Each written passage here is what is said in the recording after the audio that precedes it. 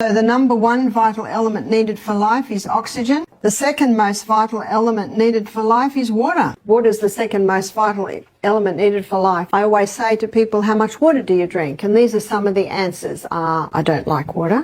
If I drink water, my feet swell. If I drink water, I'm going to the bathroom all day. Those last two answers tell me that the water's not getting inside the cell. So how do we get the water inside the cell? We have to go to the third most vital element needed for life, and that is sodium. The fourth most vital element needed for life is potassium. So let's go back to sodium. In nature, we find the highest amount of sodium in seawater, and seawater contains 92 minerals. Of those 92 minerals, approximately 30% is sodium, and of those 92 minerals, approximately 50% is chloride. Now, because sodium chloride take up the most amount, they're the first crystals formed when the water is evaporated. So what man does is he scoops up the first crystals formed, he bleaches them white, puts aluminium with it so that it runs freely, and there's your table salt. Table salt is a dangerous, because we now have two very harsh minerals that if you were to inject both of those into the blood, you would die. There's two harsh minerals and they need all the other 90 to soften them and balance them. The highest concentration of mineral inside the cell is potassium. The highest concentration outside the cell is sodium. And in this bilayered membrane that is around every cell, there are sodium-potassium pumps. And these sodium-potassium pumps are ever going like this, maintaining the balance between potassium and sodium. But when someone's not eating enough fruits and vegetables, and that's where you get most of your potassium, and they're putting table salt